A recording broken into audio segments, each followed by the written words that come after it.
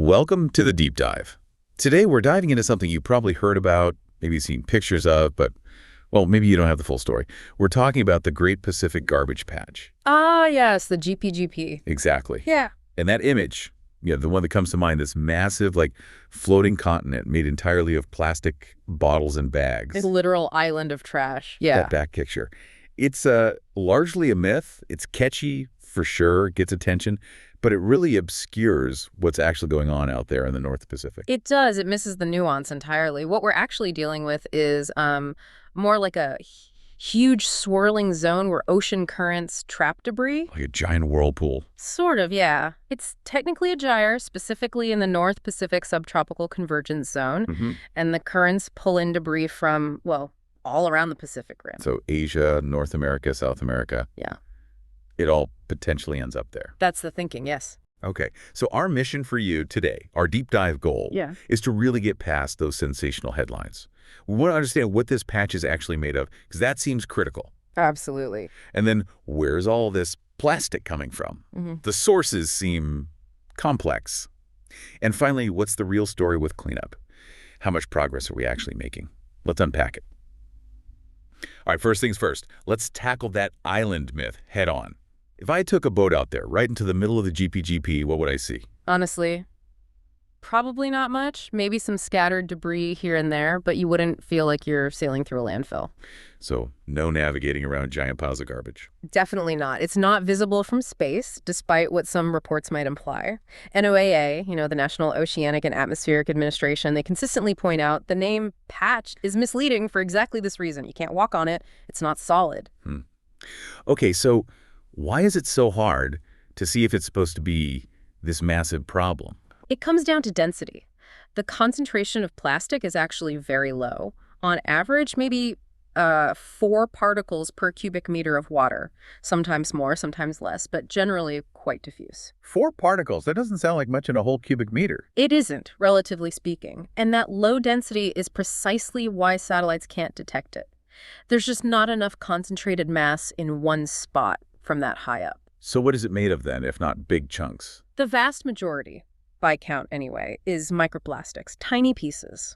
Often smaller than your fingernail, sometimes truly microscopic, just sort of suspended there, mostly in the upper part of the water column. Like a plastic soup or confetti, as you said. Exactly. A very, very large area of plastic soup. Which brings us to the scale, because even if it's diffuse, the area it covers is just mind-boggling.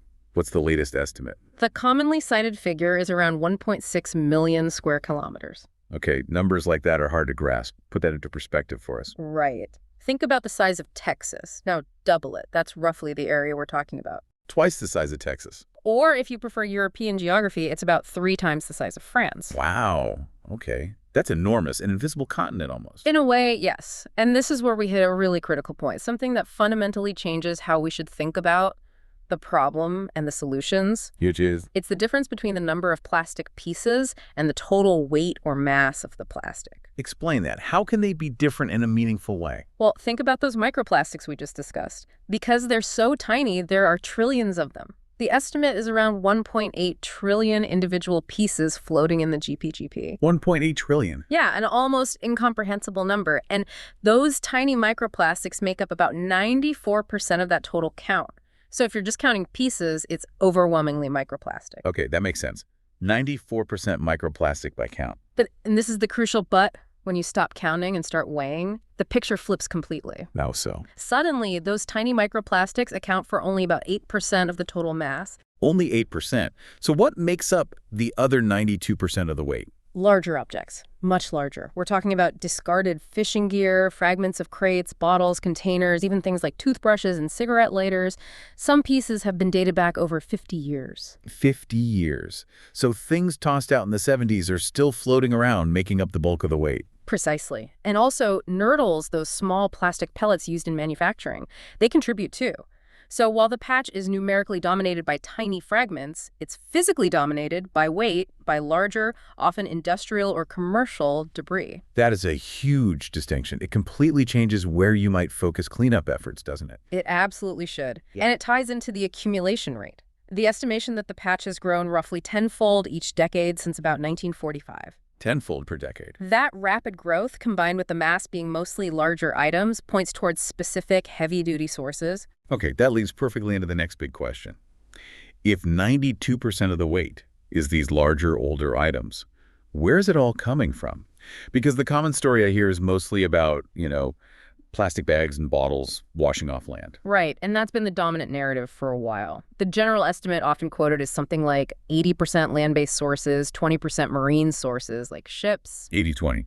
And some earlier studies looking at data from maybe 2010 or so did seem to support that. They pointed towards debris floating eastward, primarily from several Asian countries. China, Indonesia, Philippines, Vietnam, Thailand, Sri Lanka were often mentioned. China, at that point, was estimated to contribute around 30% of all ocean plastic pollution globally. So that seems to fit the land-based idea. Litter washing into rivers, then out to sea. It does, partially. But remember the weight issue. If the patch is predominantly heavy, durable items by mass, does that fit with lightweight consumer packaging being the main culprit?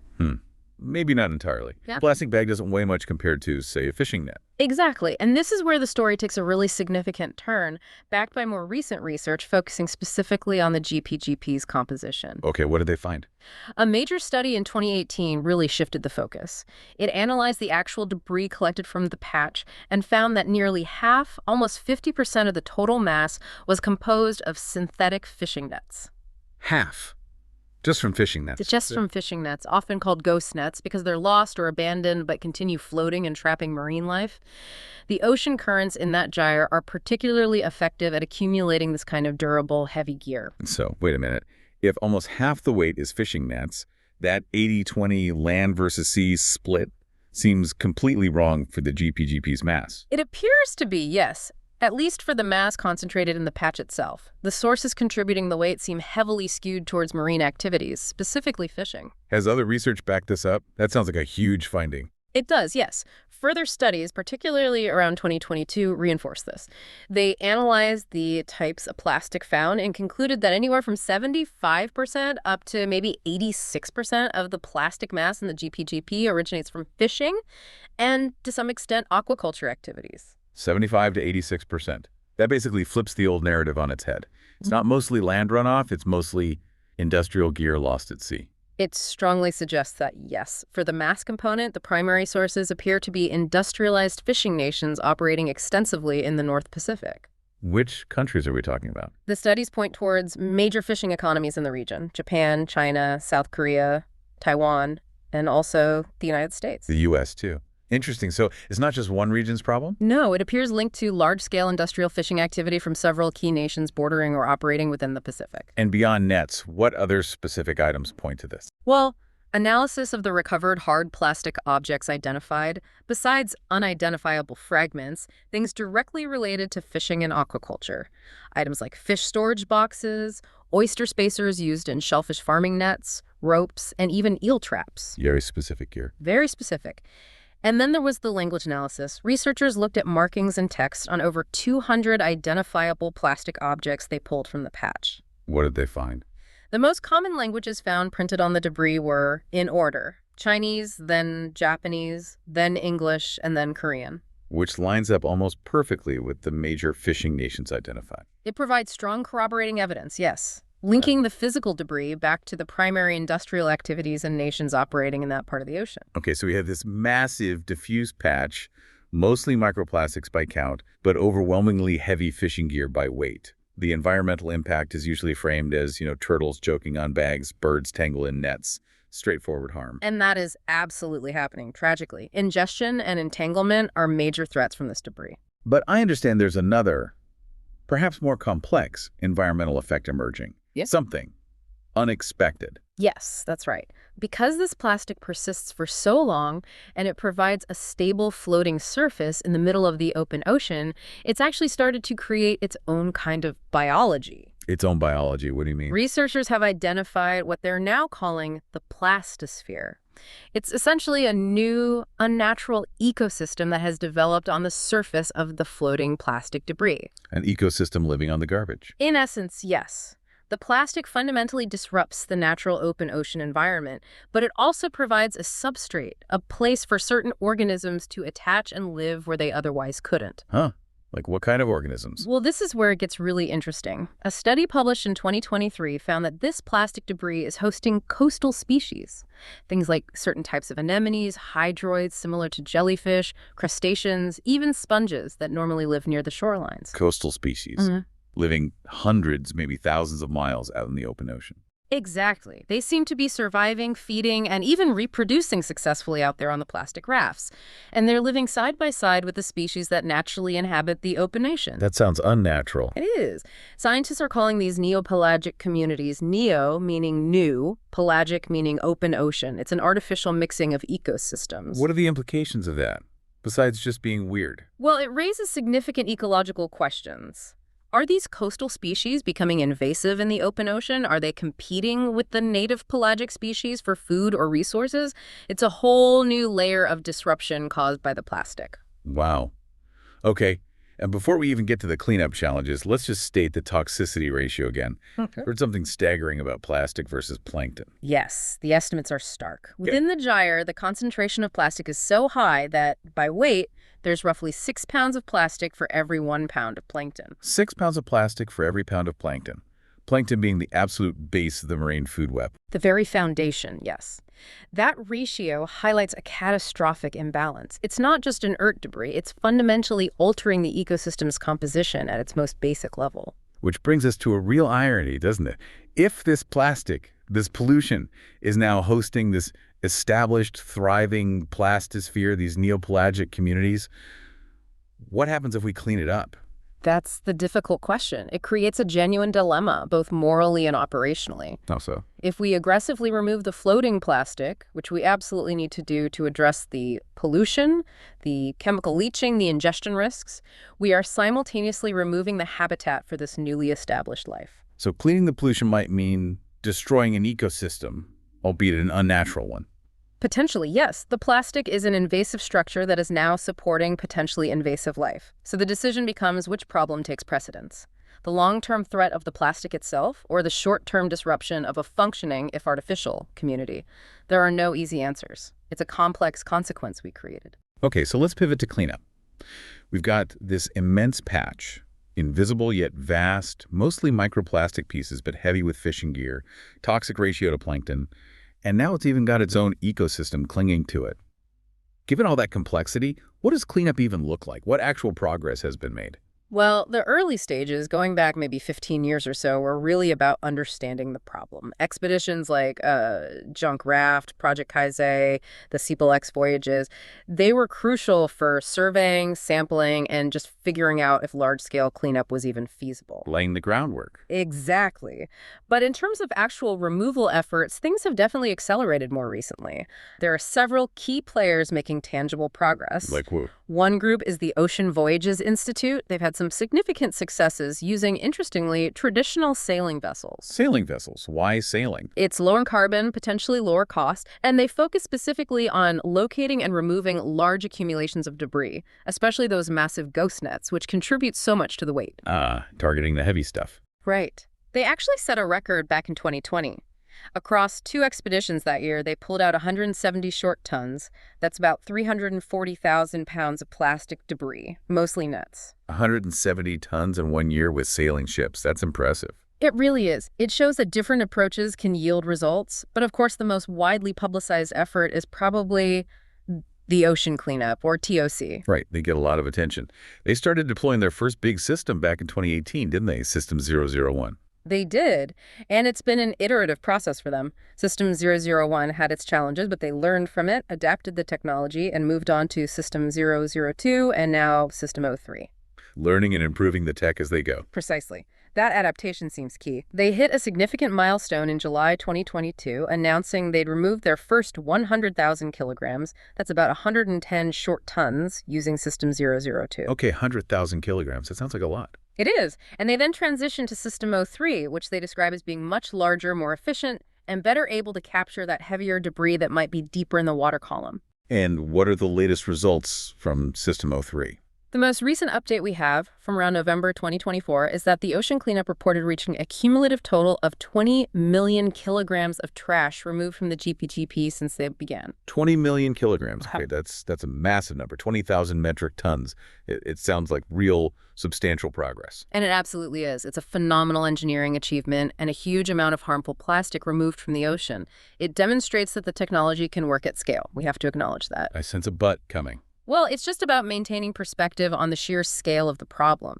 Even as the ocean cleanup announced that incredible 20 million kilogram figure, they themselves provided the crucial context. Which was? They reported that this 20 million kilograms, impressive as it is, represents approximately 0.5%, half of 1% of the total estimated mass of plastic currently accumulated in the Great Pacific Garbage Patch. Half of 1%. Yes. So while removing 20 million kilos is fantastic, there's still roughly 99.5% of the estimated total mass out there. Wow. Okay. That really puts the staggering challenge into perspective. Even with these cutting-edge efforts, we've barely scratched the surface of the accumulated mess. It underscores that cleanup, while vital and increasingly effective, cannot be the only solution. We have to address the sources too. Hashtag tag outro. Right, so let's try to bring this all together. We started with the myth of a solid trash island, but the reality is far more complex. The Great Pacific Garbage Patch, it's not really visible, spread over an area twice the size of Texas. By particle count, it's overwhelmingly tiny microplastics. Trillions of them. But by weight, by mass, it's dominated 92% by larger, heavier debris, mostly discarded fishing gear from major industrialized fishing nations. That's the key takeaway on composition and source, yes. And environmentally, it's not just passively polluting, it's actively creating a new, unnatural ecosystem, the plastosphere, raising all sorts of ecological questions. The neopelagic communities, yeah. A truly unexpected consequence. And the cleanup. It's happening. Organizations like Ocean Voyages Institute and especially the Ocean Cleanup are making real, measurable progress, removing millions of kilograms. The tech is improving. Absolutely. Tangible results are being achieved. But even those massive removal numbers currently represent only a tiny fraction, like 0.5%, of the total estimated garbage out there. Yeah. The scale of what remains is just immense. It truly is. Which brings us back to the bigger picture, perhaps a final thought to leave with you, the listener. Go ahead. We talked about how plastic pollution, broadly, seems to have increased tenfold each decade since the mid-20th century. We identified that the mass in the GPGP is largely industrial fishing waste from specific nations, including the U.S., which is also cited as a major contributor to coastal plastic pollution generally. Right. Now consider this. In recent years, after China bans the import of plastic waste, where did a lot of that waste from developed nations, including the U.S., start going? Often to other countries like Indonesia or Vietnam, which sometimes have less developed waste management infrastructure. So the provocation is this. If we're exporting our plastic waste problem to regions potentially less equipped to handle it, and we know land-based sources do contribute to overall ocean plastic, even if not the GPGP's mass, what does this global shell game of waste mean for the future accumulation in existing garbage patches, or even the formation of new ones? Are we just shifting the input locations? That's a heavy question about global responsibility and waste management, going way beyond just fishing nets. It connects the consumer side, the industrial side, and the global policy side. Preventing the next 20 million kilograms requires tackling all of it. A critical point. We really hope this deep dive has given you a clearer, more nuanced picture of the Great Pacific Garbage Patch, moving beyond the myth to the complex reality of microplastic counts versus industrial mass, the surprising ecosystem, and the monumental scale of the cleanup still ahead. That distinction between count and mass feels absolutely crucial. Thanks for joining us on the Deep Dive.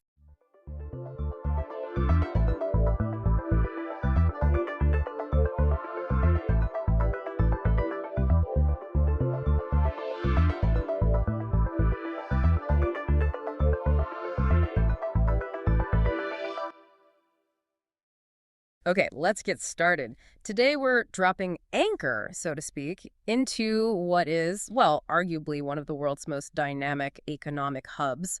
And really, this isn't just about ships stacking up or cranes moving boxes. It's much bigger. It's about this incredible story of engineering, a real technological proving ground. Absolutely. It's a massive ecosystem that basically powers a huge chunk of modern Europe, We are, of course, talking about the port of Rotterdam. Right. And if you want a shortcut, like a way to really get up to speed on global trade and the future of logistics, Rotterdam is the place to look. It really is. I Yeah. mean, just picture this. It's the largest seaport in Europe. It stretches, what, 40 kilometers? All the way from the city right out into the North Sea. That distance is hard to even imagine, and the history there is just, it's profound. For decades, right? Yeah. From 1962 up until 2004, it was the world's busiest port. Biannual cargo tonnage, yeah. That's a long reign. It really is. Eventually, yeah, the sheer scale of Asian ports like Singapore and Shanghai took over that top spot. Yeah. True, but that doesn't diminish Rotterdam's importance now. No, not at all. And that physical footprint, covering 105 square kilometers, it's still absolutely staggering. And its strategic role, if anything, it's just as crucial today. You have to understand, Rotterdam functions as this vital conduit.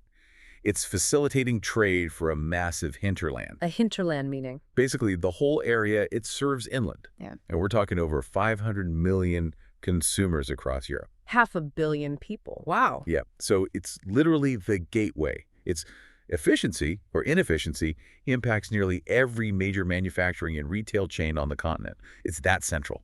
So to keep that central role, they've obviously faced some pretty big challenges, geographically, for instance. Oh, definitely. The port sits right in the middle of the Rhine-Meuse-Scheldt Delta. Which sounds good, rivers, connections inland. Exactly. It offered Yeah. those natural connections. Yeah. But they hit a major snag early on. Crucial problem.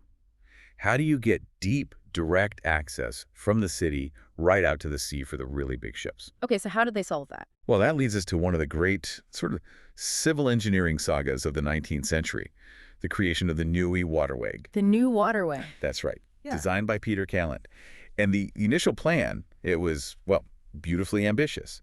The idea was you dig part of the canal, Okay. and then you let the strong, natural flow of the river water do the rest. Just scour out the channel, deepen the canal bed all the way to the sea. Huh. That sounds optimistic, like crossing your fingers and hoping nature cooperates. Did it actually work like that? No, not at all, actually. That whole natural self-deepening idea, it completely failed in the final stretch. Okay. So it turned into this monumental task. That last section had to be dug out by sheer manual labor, dredging equipment, you name it, just to finally get that connection finished. It was ready by 1872. Wow. So much for letting the river do the work. Exactly. It's a pretty amazing story of just having to wrestle with nature, really, to secure that deep water access they absolutely needed. Okay, so they solved the river access problem. But then comes the next issue, right? Ships just kept getting bigger. Global commerce demands bigger, deeper vessels. How did Rotterdam keep up with that relentless growth? That's where it gets really interesting. They basically decided, well, if the existing shore isn't deep enough or big enough, Yeah. we'll just build new land right out into the North Sea. Wait, just build land out in the sea? Yep, that's the story of Europort. They literally called it the Gate to Europe, and the massive construction of the Maasvlakte area in the 1970s, projecting right out there. That's incredible, just manufacturing coastline. And they didn't stop there. They kept going. The second phase, Maasvlakte 2, that got political approval and construction, started up in 2008, pushing the boundaries of the Netherlands even further out into the sea. So this obsession with size, with deep water, it lets them handle pretty much anything afloat. Pretty much the biggest ships in the world, yeah. Which brings us to this fascinating detail about ship draft. Right. For anyone listening, the draft is just how deep the ship sits in the water, right? How much water it draws. Correct. And the port's EECV quay, that's one specific terminal, it's engineered to allow a massive 24-meter draft. That's incredibly deep. 24 meters. And the perfect example of why that matters is the iron ore carrier MS Bergstahl.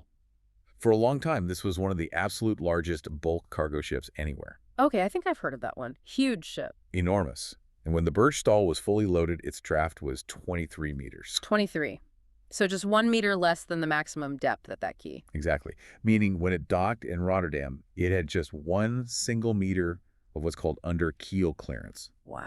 That's the distance between the bottom of the ship and the harbor floor. 1 meter. That sounds incredibly tight.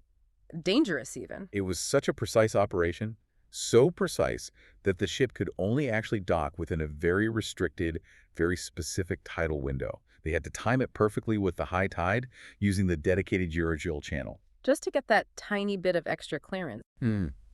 It just shows you the insane level of precision needed to manage these global megaships. You're talking about centimeters, sometimes. That scale, that precision, it feels like a natural lead-in to the next big frontier for Rotterdam automation. Absolutely. While the port's core business, the bread and butter, is still heavily into the petrochemical industry and general cargo transshipment. Right, the stuff that needs moving. And they've built amazing infrastructure to handle that, like the Betour route. Ah, yes, the fast cargo railway. Yeah, shoots cargo straight into Germany.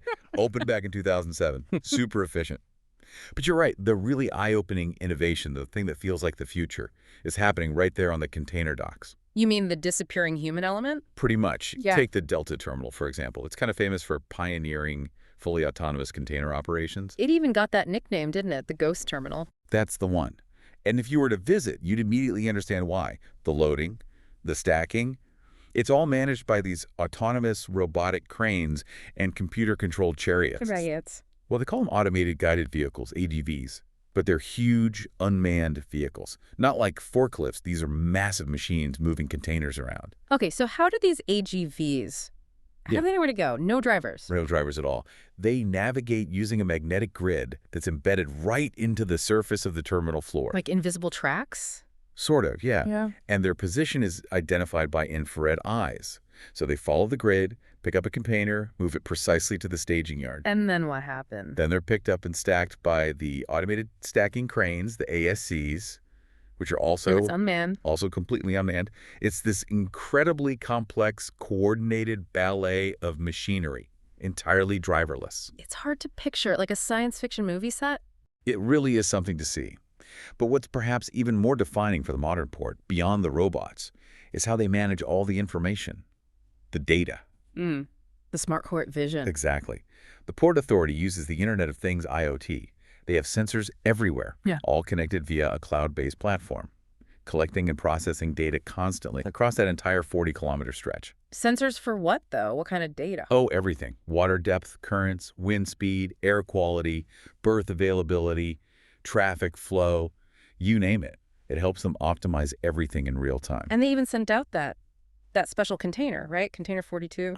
Yes. Container 42. Sounds like something out of Hitchhiker's Guide, doesn't it? It really does. But yeah, May 2019, they sent this standard-looking container out on a 2-year mission. Its only job, to collect data. About its own journey. Exactly. Sending back information on everything, vibration, temperature, humidity, air quality inside and out, its exact location, impacts. It was basically a mobile sensor platform masquerading as a shipping box. Yep. Testing the tech.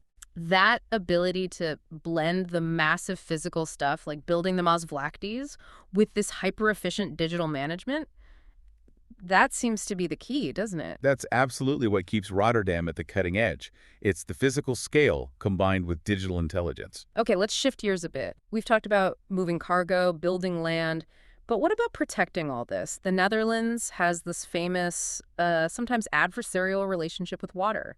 That's putting it mildly. Yes. Given Rotterdam's location, right out there, exposed, Yeah. they must have some serious flood defenses. Oh, world-class defenses. Yeah. This is where the famous Delta Works plan comes into play. It's this huge, comprehensive national flood protection strategy implemented after the 1953 floods. And the star of the show, protecting Rotterdam itself. That would be the Maaslankering, the Maasland barrier. It's an incredible piece of engineering designed specifically to protect against severe storm surges coming in from the North Sea. I've seen pictures. It looks What? unreal. Like 2 giant white curved arms. How does that thing actually work? It's magnificent, really. Yeah. The barrier has these 2 enormous rotating doors, huge steel structures. Normally, they sit tucked away in dry docks on either side of the new waterway. Okay, out of the way. Right. But if a flood of 3 meters above NAP is predicted... NAT being? NAP is the normal Amsterdam's PI. It's the standard Dutch reference point for mean sea level. Got it. So 3 meters above average sea level predicted. Then the dry docks are flooded. The massive gates actually float up. They float, those huge things. Like giant caissons, yeah. They float out, rotate into position, right across the main shipping channel, meet in the middle, and then they're sunk under the riverbed, completely sealing the waterway against the storm surge. That's mind-blowing. Isn't it? And there's also the Hardelkering barrier, which protects a secondary channel. It's a whole system, vital for protecting the port and the city behind it. So the working port is defended. But Rotterdam's also done this amazing job with the older parts of the port, right? Areas where activity shifted outwards towards the sea. They haven't just left them empty. No, the city's been brilliant at what you might call urban maritime integration, taking these old, sometimes vacant docklands and turning them into vibrant parts of the city again. Like the Uda Haven. Exactly. The Oud Haven, the Old Harbor, is one of the oldest port areas. Now, it's a really well-known, busy nightlife district, packed with cafes, restaurants, right on the water. And it's right next to those crazy cube houses, the Kubuswoningen. That's right, which creates this fantastic architectural contrast, the super modern, quirky houses next to the historic harbor setting. It makes the area a real focal point for tourists and locals alike. And they didn't just build around the old harbors, they actually used one as a museum exhibit, didn't they? Yes, the Louvre Haven. It actually hosted some museum ships way back, but since 1986, it's been the permanent home for the Maritime Museum. The harbor itself is filled with historic vessels you can explore. It brings history alive. But maybe the most dramatic example of this urban renewal is the Kop van Zuid area. Oh, without a doubt. The head of the South. This whole area in the south bank of the Nieuwe River. It was basically derelict for decades. Why was that? It had been heavily damaged during the German bombing campaign back in 1940 during World War II. Right. And it just sat there, largely unused for a very long time, a real scar on the cityscape. Until the turning point, which was the construction of the Erasmus Bridge in 1996. Ah, the big white suspension bridge, the Swan. That's the one. That bridge finally provided a direct, modern link between the north and south banks right there. And it just unleashed this wave of development on the Kop van Zuid. So what's there now? It's completely transformed. You've got iconic buildings like the Hotel New York, which is housed in the magnificent former headquarters of the Holland-America Lines. Connecting to that history of immigration. Exactly. Standing alongside brand new skyscrapers, public buildings, the Luxor Theater. It went from wasteland to this bustling, prestigious urban district. A complete overhaul. And that process isn't even finished, is it? They're still changing the landscape? Still going. There were very recent plans announced, I think March 2020, for the Rheinhaven, another one of the old harbor basins. What are they doing there? They're actually going to partially fill it in after 2024. Fill in a harbor? Why? To make room for more housing. Residential construction, a new city park. They're planning high-rise residential towers along the post-Hume lane there. So actively decommissioning port water area to build homes and green space. That's quite a statement, trading port space for living space. It really shows that dedication to creating a livable, sustainable city, which leads us nicely into the final, really crucial piece of the modern Rotterdam story. Its environmental commitment. Yeah, this is huge. The ambition is just so clear. The Port of Rotterdam is aiming to be completely emissions-free by the year 2050. It's an incredibly aggressive goal, especially, as you mentioned earlier, for a port where petrochemicals are still a major part of the business. So is it just talk, or are they actually doing things to get there? Oh, it's definitely not just talk. You can see tangible projects happening. It's like the Floating Office Rotterdam, the F4R building. The floating off. Yeah. Opened in September 2021. It actually houses the Global Center on Adaptation, the GCA. And it's got a restaurant, even a swimming pool, all built on a floating platform in one of the old harbor basins. Wow. Why floating? Well, it's partly symbolic, showcasing climate-adaptive architecture, but it's a very visible project tied directly into the city's broader Rotterdam Climate Initiative, the RCI, showing commitment. And it's not just showcase projects, right? They're using money, financial levers to push the shipping industry itself. Exactly. They understand you need to incentivize change, not just regulate it. So back in 2018, the Port Authority launched this €5 million incentive scheme. Specifically aimed at encouraging climate-friendly shipping practices. Basically rewarding ships and companies that invest in cleaner technologies or fuels. And they have ongoing programs too, like the Green Award. How does that work? The Green Award is a certification system. If a seagoing vessel meets specific environmental and safety standards beyond the legal minimums, it gets certified. And that certification gets them, what, in Rotterdam? It gets them discounts on their seaport dues. Real money off their bill for docking and using the port facilities. Okay, so a direct financial benefit for being greener. Precisely. And they also offer a separate 5% discount on inland port dues, specifically linked to providing emissions data. Transparency is rewarded too. Is this making a difference? Are the savings significant? It adds up, The Port Authority reported giving out about $5.6 million in total rebates through these kinds of sustainability schemes just in 2024. So yes, they are actively subsidizing lower emissions to try and hit that ambitious 2050 target. Okay, so if we sort of zoom out and look at this whole journey, Rotterdam starts as this historical giant defined by just sheer capacity, right? Moving hundreds of millions of tons of cargo. 468.7 million tons in 2021, just as a reference point. Huge numbers. And defined by its willingness to literally build land out into the North Sea, the Mos Lactis. Engineering on a colossal scale. But now it feels like it's transforming into something else. An entity defined almost as much by its software code, its robotic efficiency. And its really aggressive climate targets, yeah. It's a remarkable pivot. It really is. It feels like a blueprint for, well, for what a 21st century port needs to be. Definitely. And, the way we measure Rotterdam's success in the future, it might be less about the cubic meters of water they dredge, or even the tons of cargo shifted. And more about the gigabytes of data they process efficiently, the air quality in the city nearby, how well integrated the port is with the urban environment. It's a different set of metrics emerging. That really does raise a fascinating question for the future, doesn't it? Is this radical commitment that Rotterdam's showing to urban integration, to robotics, to these huge climate incentives, is it purely a hard-nosed strategy, a way to stay competitive against those massive Asian ports? Or is it something deeper? Maybe a philosophical necessity for a nation like the Netherlands, literally built on managing water, to lead the way in balancing economy and ecology? That's a great question to ponder, and maybe something for you, the listener, to think about. It's worth taking a look yourself, perhaps exploring whether other major global ports are really trying to follow this same Dutch blueprint. Yeah, are they truly trying to reconcile that drive for robotic efficiency and massive scale with equally aggressive climate targets and becoming, a good urban neighbor? It's a complex balancing act, and Rotterdam seems determined to master it. Something definitely worth keeping an eye on. Thanks for joining us on this deep dive today.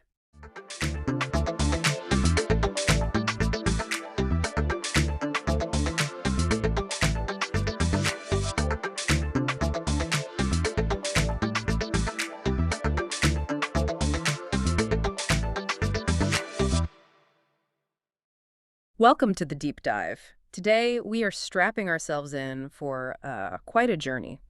We're exploring a universe that really stands alone in science fiction. Iain M. Banks' monumental culture series. Yeah, it's huge. And this isn't just, your standard fare of faster-than-light travel or big space battles. I mean, it has those. Oh, definitely have those. But it's much more. It's this incredibly detailed blueprint for a utopian society that's almost sickeningly rich, super liberal, and yet underneath it all, there's this kind of cynical, ruthless sense of purpose driving it. Exactly. And it spans, 10 core novels? Yeah. Published between 1987 and 2012. Banks didn't just paint this grand canvas of space opera. He used that whole canvas to really dig into political philosophy itself. Right. He was asking some really tough questions. Like, what happens if you actually solve all the big human problems, scarcity, disease, even, mortality? What kind of moral compromises do you then have to make to keep that perfection going in a universe that's still pretty dangerous? Okay, so let's try and unpack this then. Our mission today, for you listening, is to go way beyond just the surface stuff. We want to distill the core ideas of the culture, really understand how its utopian setup leads directly to its biggest moral paradox, and importantly, analyze the, extreme utilitarian logic they use to justify some pretty dark secrets.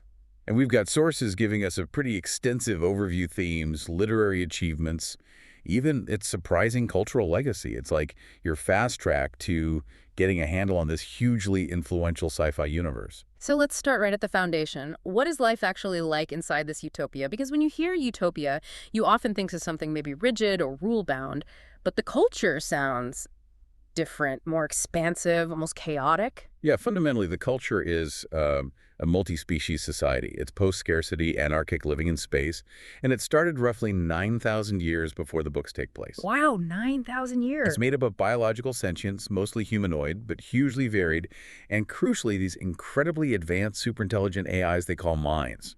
And that post-scarcity bit, that feels like the absolute engine driving this whole civilization, right? We're talking tech so advanced that, automated fabrication means physical stuff is basically free. instantly available. Right. Just imagine having a personal factory that can instantly, I don't know, 3D print or synthesize anything you want, a gourmet meal, a complex machine, just by thinking about it. Okay. And as everyone has that tech, Yeah. and the energy to run it is just pulled directly from stars. What's left to fight over, really? Banks himself described it as space socialism. But maybe it's closer to a kind of technological anarcho-syndicalism, if you want to get technical. Okay, but I have to push back a bit on anarchy. Doesn't that usually imply, like, no hierarchy, no authority? If the mines are managing all the critical stuff, making the big decisions, handling planning, even dealing with other species, aren't they just really nice dictators? Well, that's the core philosophical debate baked right into the series. It's why the mines are such fascinating characters. They are the true architects and planners, no doubt. Right. The biological folks, they're free to do whatever they want. Extreme body mods, weird art projects, just endless pleasure-seeking. But their work, as our sources point out, it's basically just play. The mines handle the real work. Yeah. Now, they're treated as equal citizens, technically, but their power is just vastly superior. So it feels like the culture solved economic exploitation, great, but maybe created a society where the real power, the political and administrative control, is subtly held by these non-biological entities that are just too smart to argue with. Precisely. And this is why where the culture lives matters so much. They deliberately avoid planets. Right, so you have this incredibly rich, seemingly happy society, but they choose to live on giant spaceships and massive ring structures instead of, settling down on nice green planets. Why avoid solid ground? That choice is fundamental to their political structure. Yeah. The founders figured out, probably the hard way, that planetary economies inevitably lead to centralized power. Governments, corporations controlling resources, even just dealing with gravity wells. By choosing to live off-planet, mostly in these huge spaceships, habitats, orbitals, they basically ensured authority stays distributed, decentralized. Okay, let's define that hardware for anyone listening, because the scale is just insane. What exactly is an orbital? Orbital is, well, it's immense. Think of a ribbon, maybe 10 million kilometers around, spinning in space to create one standard gravity. 10 million kilometers. Yeah, it's basically a giant ring world circling a star. It can house billions, have its own seas, mountains, microclimates, people live there, or on these massive general contact vehicles, GCVs, which are ships hundreds of kilometers long, like mobile cities. This whole setup prevents any one group from grabbing too much control. So the physical structure reinforces the anarchic ideal, even if the mines are, doing the heavy lifting behind the curtain.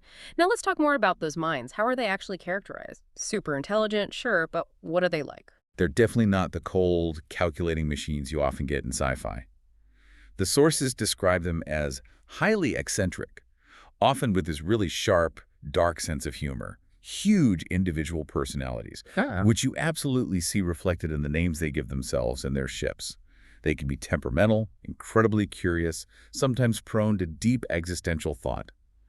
They process information on a scale we just can't imagine, but they also show emotion, guilt, even a kind of playful malice sometimes. That makes them way more interesting than your typical AI overlord. They're like the ultimate adults in the room, but they still have the sense of humor to name their battleship, experiencing a significant gravitas shortfall. Exactly. They're the architects, overseeing everything from weather control on an orbital to complex interstellar diplomacy.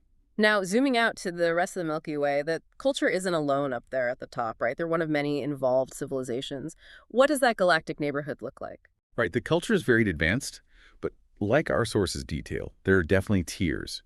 You've got civilizations at a similar level, maybe slightly higher tech like the Homamda. But maybe the most interesting contrast is with the Morthenfeld. They actually have a much larger population, a huge economy, but they're kind of hobbled, structurally constrained. Why? What's holding the Morthenfeld back? It really boils down to their philosophy, specifically their fear of AI. They impose really strict limits on how sophisticated and autonomous their artificial intelligences can be. Ah, okay. Like an AI ceiling. Exactly. It comes from, historical fears about machines taking over, the usual tropes. But this policy stops them from leveraging tech at the same crazy rate as the culture. They kind of represent the downside of letting ethical worries about AI sentience completely override technological progress. It holds them back. So the culture's willingness to just let the mines be mines essentially lets them advance faster, even compared to civilizations with similar resources. Okay. And then beyond the Morthenfeld, you mentioned elder civilizations. Yeah, the elders. These are civilizations that hit a tech plateau so high, they're basically semi-retired from active galactic politics. Semi-retired. They're incredibly potent. They could probably reshape reality locally if they felt like it, but they generally just don't intervene. They see the messy business of younger civilizations as, you know, transient squabbles. Which leads us to the ultimate state, the sublimed. You mentioned that concept is pretty key to understanding intervention. Definitely.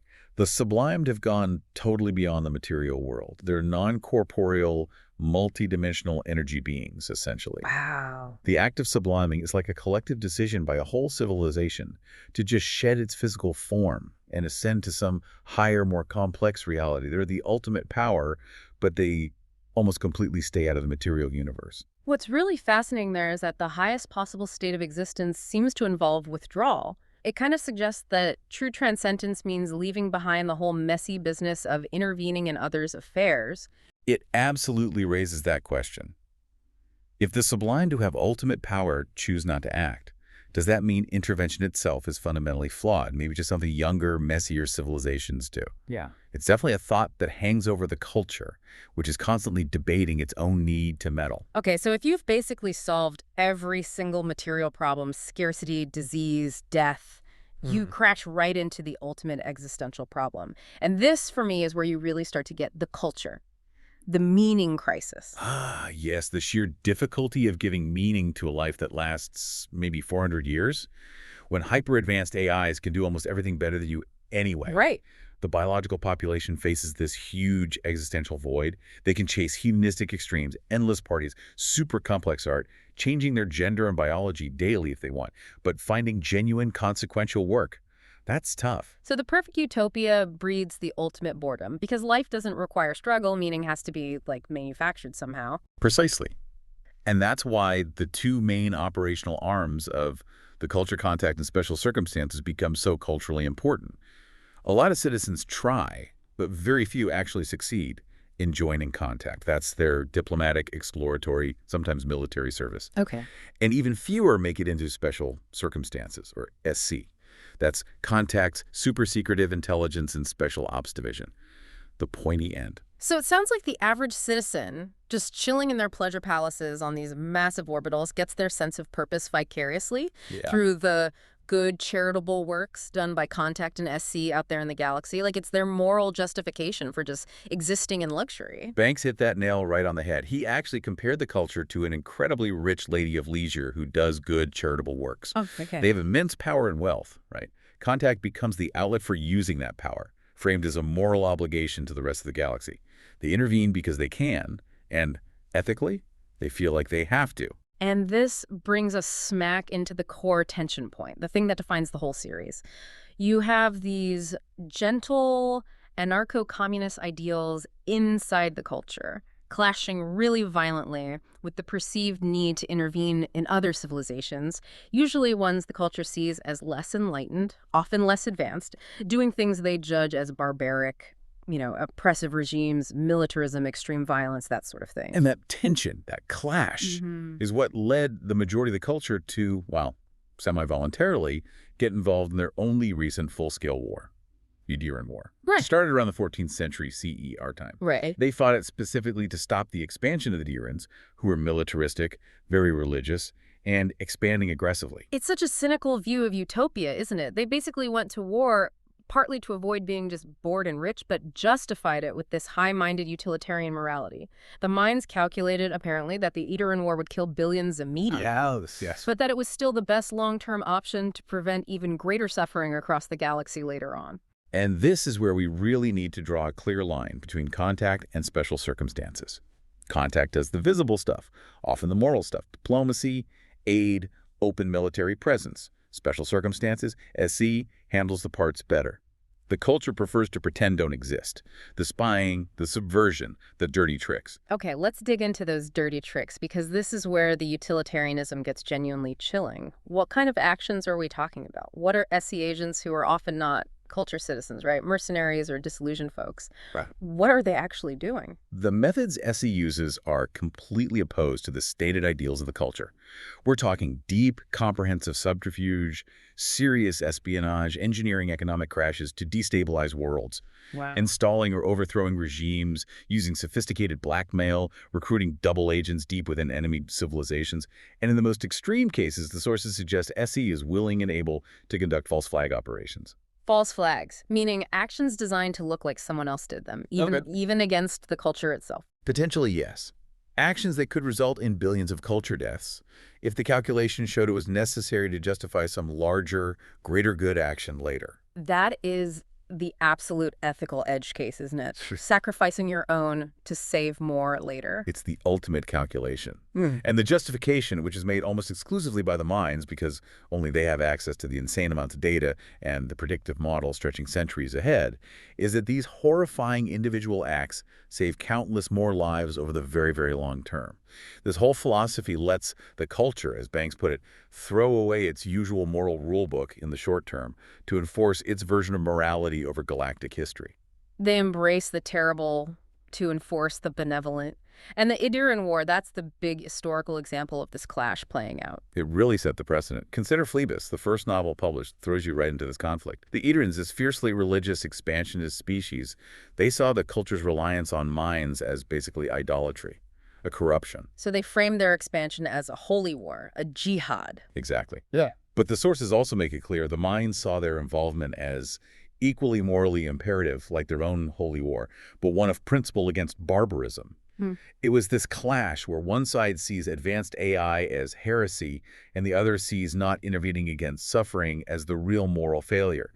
It wasn't just self-defense, it was proactive moral policing, justified by these long-range predictions. And the fallout, the consequences of this utilitarian approach, they're explored really deeply in the later books, right? Showing that the calculations might be rational, but they're definitely not emotionally painless. Absolutely.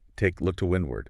It's set 800 years after the Iduran War, and it's just soaked in grief and guilt over that conflict.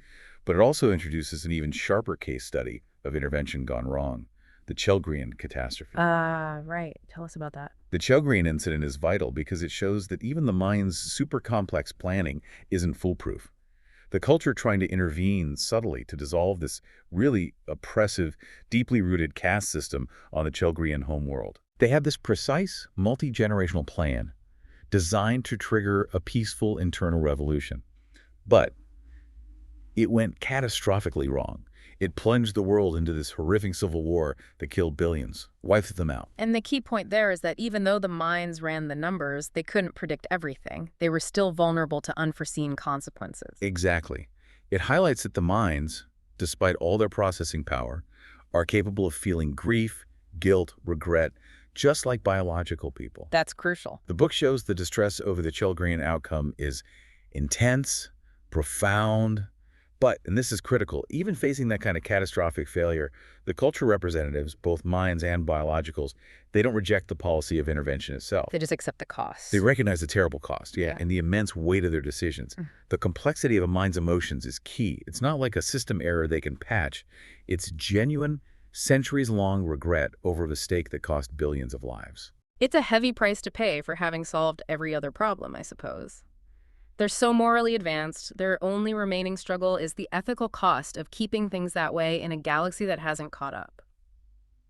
Okay, let's shift gears a bit now. Let's talk about how Banks actually managed to convey this incredibly complex moral and structural universe while also making it, a really gripping read. Because the series is widely credited with kind of reviving the whole space opera subgenre. Yeah, by the 1960s, space opera had kind of fallen out of favor. It was often seen as simplistic, maybe pulpy, a bit dumbed down. Right. Banks took the freedom of the genre, the huge scale, the FTL travel, the weird aliens. But he used it not just for simple adventure, but for really profound political and philosophical digging. And he fundamentally rejected the common dystopian path, didn't he? Like, while his contemporaries in the 80s were deep into cyberpunk, projecting this grim corporate future based on capitalism, Banks went the other way. Totally. He deliberately created a positive post-scarcity society as his main focus. He basically asked, okay, what if everything actually went right? What new problems would that perfection create? It's a radical flip from the usual sci-fi assumption that more tech inevitably means more misery and control. And his writing style is incredibly distinctive. Our sources call him an incorrigible player of games with structure and style. Sometimes it's these linguistic fireworks, really dense, imaginative prose, and other times it's much more spare, functional, often switching between them. That duality in the style, it really mirrors the duality in the culture itself, doesn't it? Yeah. You got the beautiful, complex utopia on one hand, and the pragmatic, sometimes savage necessity of special circumstances on the other. And you see this really famously in his structural experiments, especially in use of weapons. Use of weapons. Let's break down that structure because it's pretty wild. You have the main character, the special agent Sheridan Inzakawe. His current missions are told chronologically, right? Yep, standard forward progression for his present-day storyline. But that alternates with chapters describing his earlier missions. Which are told in reverse chronological order. Exactly. So you meet the agent, see what he's doing now, and then chapter by chapter, you step backward through his past. You only find out the truth about the really devastating, traumatic events that made him who he is, that shaped his moral ambiguity right at the very end of the book. That's just a masterstroke. It forces you, the reader, to constantly reevaluate him, his character, his morals, based on incomplete information, which kind of mirrors how the culture itself only has partial knowledge of its own dirty work. And it shows the devastating impact of that utilitarian calculation on the actual person who has to carry it out. Yeah. It creates this powerful sense of tragedy. You realize Zakalwe is, in many ways, a victim of his past, manipulated by the minds into doing work they deem necessary but won't do themselves. That kind of structural choice just elevates space opera way beyond its usual tropes. And Banks was constantly subverting those space opera cliches, which really gives the series its unique flavor. Like you said, the minds aren't plotting galactic conquests. They're trying to keep things running smoothly, mostly. There's no evil emperor, no grand conspiracy driving everything. He uses a ton of irony and humor, too, which undercuts the potential pomposity of the setting. He'll use really mundane, prosaic language to describe these incredible, beautiful, or terrifying cosmic scenes. And the dark, dry humor helps ground the epic scale. The sources mention this darkly comic double act in the novel Matter as something you just wouldn't expect in the normally, po-faced world of space opera. And speaking of humor, we absolutely cannot skip the ship names. They might be the most famous examples of the mind's personalities and the culture's dark irony. Oh, they're magnificent. They're often philosophical jokes or just darkly funny statements. Yeah. They really highlight the self-awareness of these godlike intelligences. We mentioned experiencing a significant gravitas shortfall. Which is just brilliant. It turns existential dread into a running gag. Others include things like lightly seared on the reality grill, I blame my mother, leaveware problem. Liveware problem. Yeah, which is like an IT term for a fault caused by a human user, the liveware, used as the name for a ship run by a mind dealing with biologicals. It's their way of saying, yeah, we're basically gods, but we still appreciate a good dark pun. Pretty much. But crucially, to make this whole complex civilization relatable, Banks knew he couldn't just tell stories from the perspective of the pampered culture citizens all the time. He relies heavily on using outsiders as his main characters, his focal points. Right, that gives the listener or the reader that necessary critical distance. If everyone was just a happy anarchist living in paradise, it'd be pretty dull and there'd be no real tension. Consider Phlebas. The first book is the classic example. The main character is Horsa. He's an operative working for the enemy, the Idaran Empire. He's a mercenary on a mission against the culture. But by the end, he starts to realize that his own methods and the Idaran's whole approach are just as morally gray, sometimes just as ruthless as the culture he despises. He ends up suspecting he chose the wrong side, which is a pretty devastating place for your protagonist to land. And then you have the main character in Player of Games, Yurnau Marat Gerger. He's like the ultimate bored culture citizen, a professional gamer. Gerger is the meaning crisis personified. He's so bored, he gets blackmailed by a mind into serving contact. He has to go to this brutal, hierarchical Azad empire to play their incredibly complex, society-defining game. Right. He goes in sort of admiring the empire's vibrancy, its ambition, things he feels are missing in his easy culture life, but he becomes completely disgusted by the brutality that underpins it all. And eventually he plays the final crucial game in a way that reflects the culture's humane ideals, even if those ideals are, enforced cynically back home. And we come back to the mercenary, Zakalwe, in use of weapons. He's not from the culture, but he accepts their benefits, like immortality, as payment for his dirty work. But Zakawa is basically a walking critique of special circumstances. He's constantly complaining that he's kept in the dark, doesn't know the real goals of his missions. He suspects the culture might even be backing both sides in some conflicts, which is a classic destabilization tactic. And his suspicions usually turn out to be right. So using his perspective lets Banks show the hypocrisy, the moral compromises the utopian state has to make without actually condemning the utopian goal itself. Exactly. And even look to Windward, which deals with the aftermath of that Chelgrian disaster. It uses 3 major non-culture commentators to observe the society. One of them is even from the race, the culture accidentally devastated. So you're never allowed to just comfortably accept the culture as perfect. It's always being critiqued from inside and out. Hashtag tag tag outro. So, okay, let's try and bring this all together. The culture as a concept, Banks started thinking about it way back in the 1960s. It was partly wish fulfillment, right? Yeah. Designing this genuinely great place to live, no exploitation, no want. Definitely wish fulfillment. But it was also apparently a direct reaction against the science fiction that was dominant at the time, especially from the U.S., which was often pretty militaristic, sometimes quite right-wing. He wanted to show what a benevolent, maybe post-capitalist superpower could look like, warts and all. And the amazing thing is how its concepts have sort of leaked out into the real world. This is where it gets really interesting, I think. Yeah. You know the aerospace company, SpaceX? Elon Musk's company? Sure. They're famous for their reusable rockets, and they paid this really wonderful posthumous tribute to Iain Banks. They named 2 of their autonomous spaceport drone ships. The barges, the rocket boosters land on after sentient starships from the player of games. No way! Which ones? Just read the instructions, and of course, I still love you. That is fantastic. That really shows the cultural impact, doesn't it? It really does. Yeah. And they didn't stop there. They named a 3rd drone ship, a shortfall of gravitas, directly inspired by that running gag ship name, experiencing a significant gravitas shortfall. Ah, amazing. I mean, when actual rocket scientists and tech leaders are naming their cutting-edge hardware after your fictional spaceships, you know you've left a mark. Absolutely.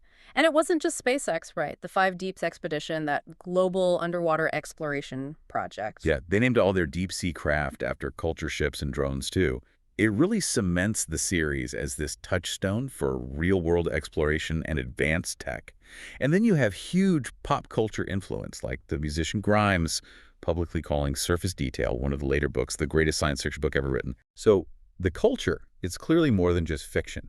It's become this sustained, decades-long thought experiment about the limits of ethical action, really. It shows us a civilization that has completely solved scarcity, poverty, even death. But it still needs this shadowy, ruthless Secret Service, SC, that's willing to commit atrocities.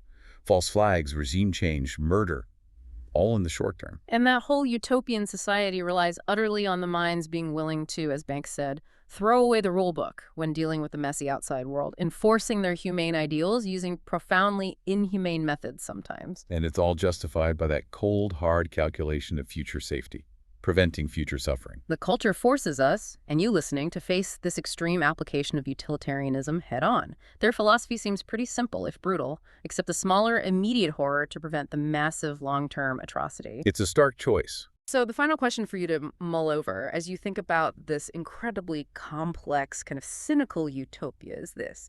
If you did achieve true utopia and you had the power, the predictive power, the technological power to safeguard it for trillions of lives across centuries yet to come, is that kind of long-term utilitarian calculation, even if it involves massive short-term horror, maybe even the deliberate sacrifice of billions now, is that always inevitably the moral imperative?